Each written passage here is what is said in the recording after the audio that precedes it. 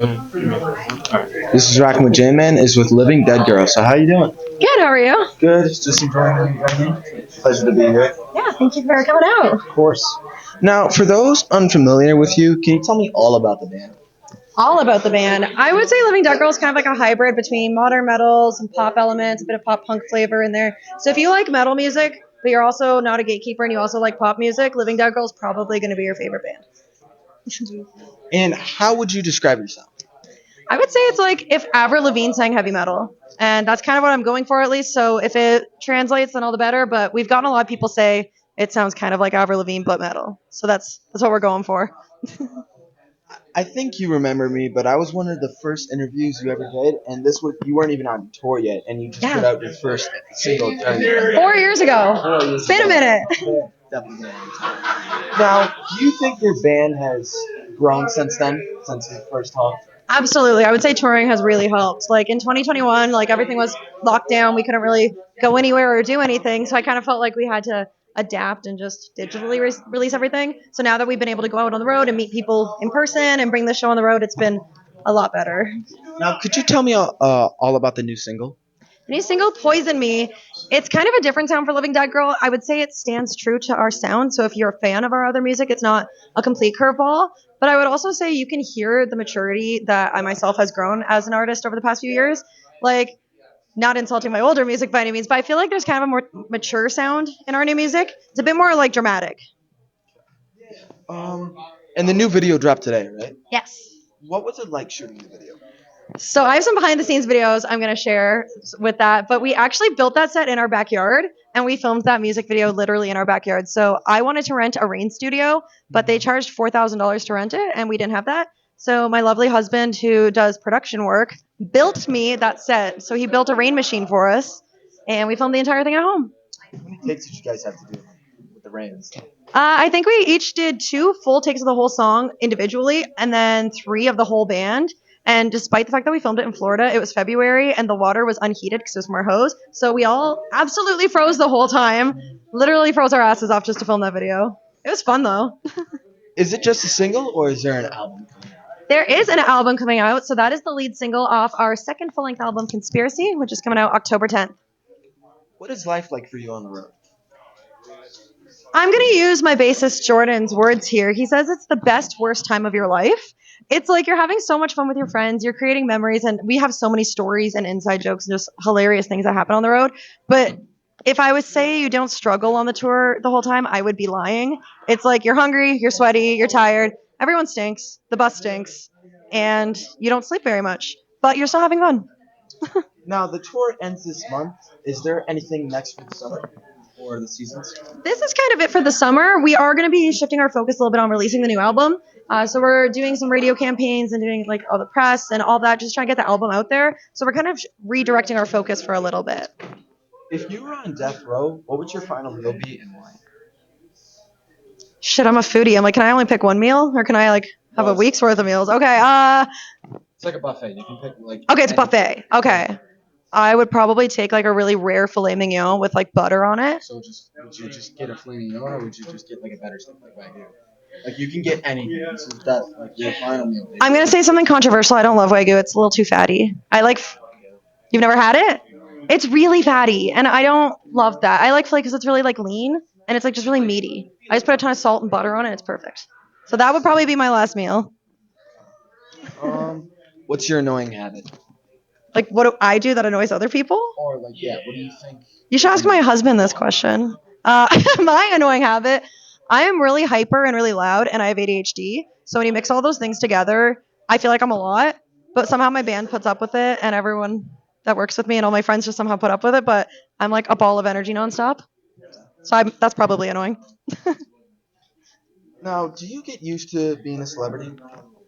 I would not call myself a celebrity, but thank you for the flattering words.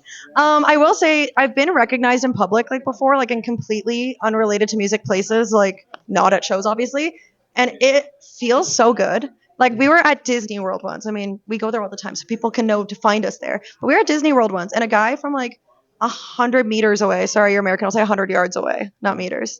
Different system. But a guy from like 100 feet away literally yelled, "Molly!" and came running towards us across Disney World. And he was like, I saw you guys at like a show in Pennsylvania. Can I get a photo with you? And I'm like, that person saw me from so far away and recognized me. Like when things like that happen, it just kind of boggles your mind a bit.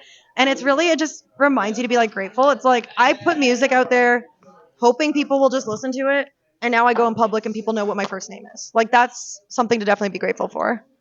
Now, being a female-fronted metal band, how hard is that in a like mostly male-dominated field? I would say it's such a fine line because if you're sexy, everybody loves it, but they're also mad at you. It's like Maria Brink's song "Whore" right in this moment. She says, "You love me for everything you hate me for." And being a female singer, I really feel that because it's like, if you show a little skin, you look cute, you do a fun music video, people are like, "Oh my God, you're so hot," but then at the same time, they shame you. They're like, "Look at this slut. She's showing her skin because she doesn't have talent," or whatever silly insult they come up with. But then when I wear something like more modest, like if I wear fully clothes, like covering clothes, people will be like, well, that's no fun. There's nothing to look at. So it's like you're damned if you do, you're damned if you don't. And I feel like just as a woman, no matter what you do, someone's going to judge it. So you might as well just do whatever you want and ignore those people to the best of your abilities because you're going to get slack either way. So what do you usually choose to wear for your album? I personally wear clothes on the more revealing side, and it's not even for the reason you'd think. It's because these stages are hot as hell. I need my armpits out. I can't wear a jacket. I've tried wearing long sleeves. I've tried wearing jackets. I feel like I'm going to faint when I wear a jacket. And same with pants. I've tried wearing pants on stage and I can't do it. So I need tank tops and skirts. But I'm also comfier in them. Crazy interaction with a fan ever? At Rockfest last year in Wisconsin, I had a girl come up to me bawling her eyes out, like absolutely sobbing. And was like, oh my God, I'm your biggest fan. I'm so happy to meet you. And she was just sobbing. And it made, like, not taking joy in someone else crying, obviously, but it was happy tears. But I'm just saying it was so cool to be on the receiving end of that because I met Avril Lavigne, my idol, when I was 15 years old, and I bawled my eyes out. Like, absolutely sobbed. It was embarrassing.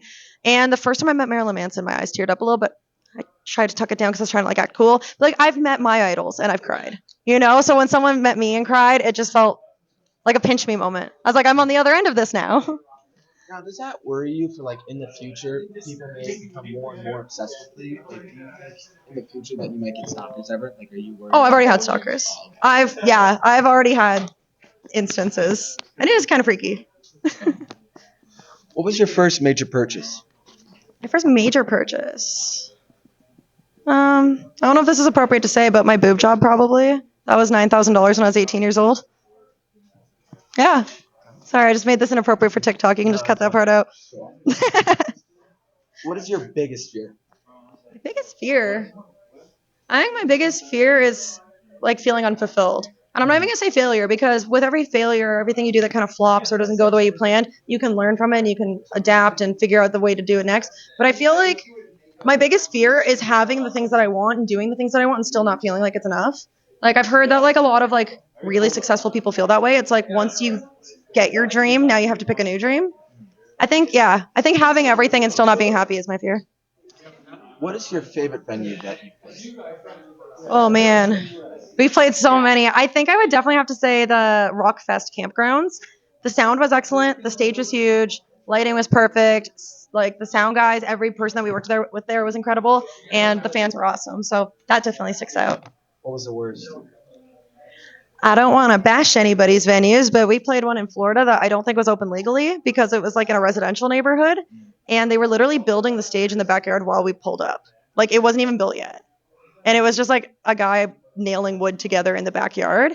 And while we were on stage, the police came because there was a noise complaint. And they were like, what are you doing? You're not supposed to be playing music out here. So we had to stop our set. That was probably the worst venue we've ever played at, if you can call it a venue. What is the craziest moment you've had on stage? Oh man, I've had so many. Like even tonight, I took a sip of my hot water and it was too hot, and then I spat it out on the ground. I don't know if anyone caught that, but if you didn't, now you know. A lot of weird things happen on stage all the time, just like little things like that.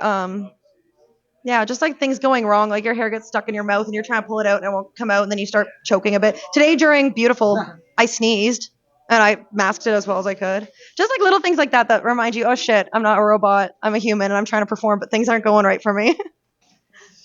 What do you do on your downtime? I go to Disney World a lot. That's Are you from Florida now? I'm from Canada, but I live in Orlando. So I purposely moved as close to Disney World as possible because I'm one of those like freakish Disney adults. So that's kind of my hobby.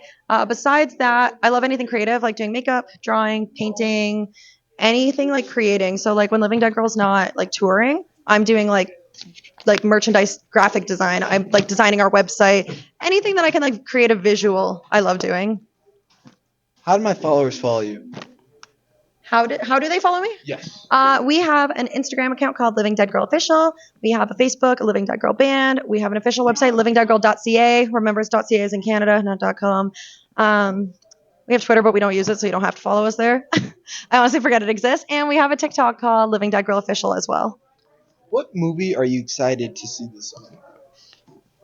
See, I was literally talking about this like yesterday. There's a drive-in movie theater near our house. Do you remember drive-in theaters, or are you not old enough? Yeah. You do remember them. Thank God. Those are beautiful. Those need to stay existing. There's one right by our house. It's actually a really big one in Transit. Okay, cool. See, there's like so retro and they're like nostalgic. I love them. We were just talking about the other day. There's not a single movie coming out we want to see, but we want to go to the drive-in. I'm not sure to be mean, but I think drive-ins are dog shit. I always romanticize the idea of them, and then once I go, I'm disappointed because you get eaten by mosquitoes and it's like really humid and sticky.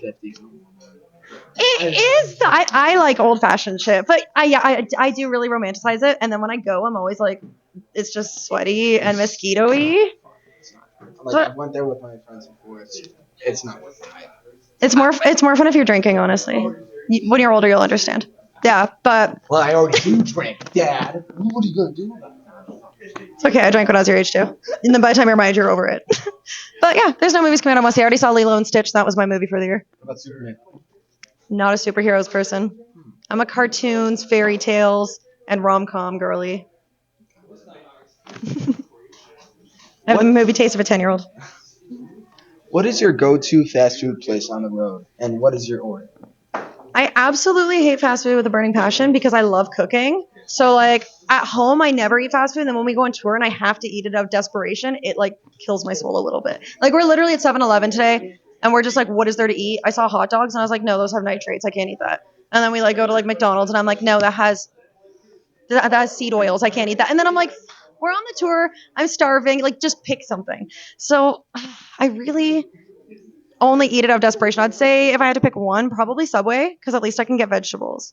So like I would get like a turkey sub, like something very protein, and like lots of like spinach and tomatoes on it. Dream tour? Who do you pick to play with? I want to open for In This Moment very badly.